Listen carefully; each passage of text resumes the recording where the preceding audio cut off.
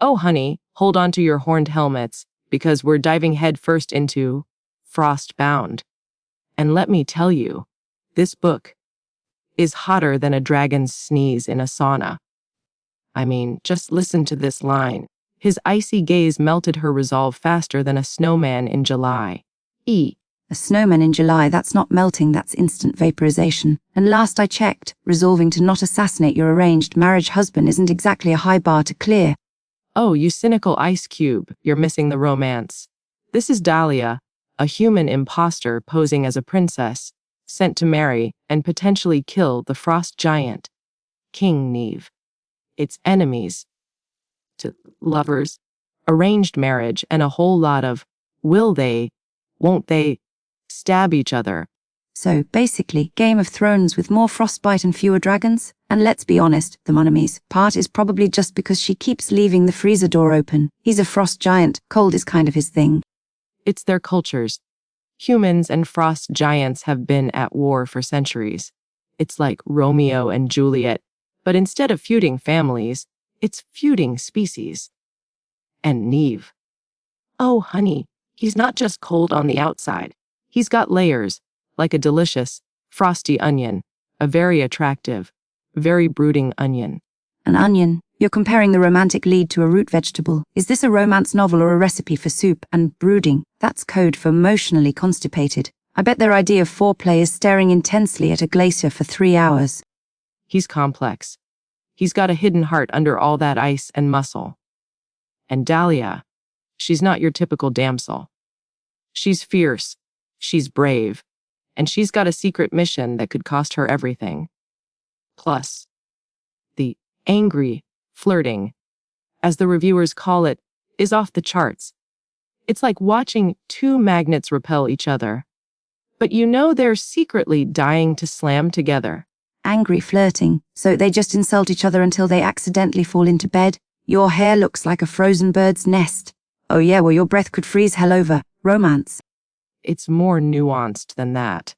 There's this one scene where they're arguing about frost giant customs. Apparently, nudity is totally normal there, and Dahlia is mortified. But Neve is just casually strolling around, all regal and unclothed.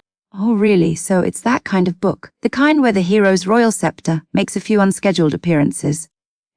It's tasteful. It's about cultural differences. And the tension. You could cut it with a knife. A very sharp, very frosty knife.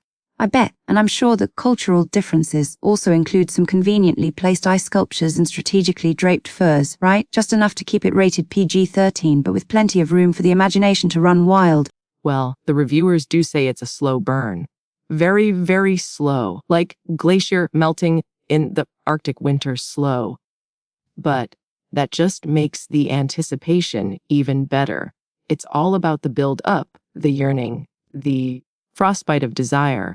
The frostbite of desire? I think you need a cold shower, or maybe just a strong drink. This book is clearly affecting your brain. And speaking of affecting brains, let's talk about the plot. Imposterbride, arranged marriage, secret mission. It's like someone threw every romance trope into a blender and hit frap. But it works. The world building is amazing. The characters are compelling. And the cliffhanger ending. Oh, honey, the cliffhanger. It's like the author took a chainsaw to your heart and then just left. A chainsaw, so subtle. I'm guessing the cliffhanger involves someone falling off an actual cliff, right? Or maybe being encased in ice, or discovering that Neve's royal scepter is actually a frost-covered icicle. You're terrible. It's complicated. Let's just say Dahlia makes a choice that has major consequences, and we're all left hanging, desperate for book 2. Which, by the way, isn't coming out until 2026. 2026. By then, I'll have forgotten who Dahlia and Neve even are. I'll probably be married to a frost giant myself, complaining about them leaving the freezer door open. Oh, you'd be so lucky. But seriously, this book is a must-read for anyone who loves romantasy, enemies to lovers, or just a good, frosty escape. And for anyone who enjoys predictable plots, overused tropes, and heroes who probably need a good therapist. But hey, at least it's available on Kindle Unlimited, right? So you can waste your time and your money. You're incorrigible. But you know what? I bet even you would secretly enjoy this book. You'd be rolling your eyes, but you'd be reading.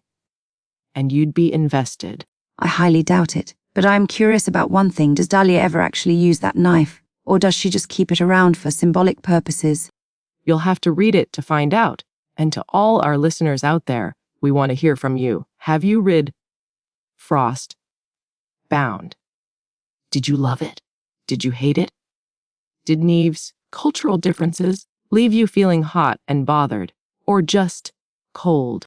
And most importantly, do you think frostbite of desire should be a recognized medical condition? Call us now and let us know. The number is 555-FROSTY. That's 555-37678Y. Don't be shy, folks. We want to hear all your chilling opinions. And if you haven't read it yet, what are you waiting for? Go grab Frostbound and prepare to be entangled.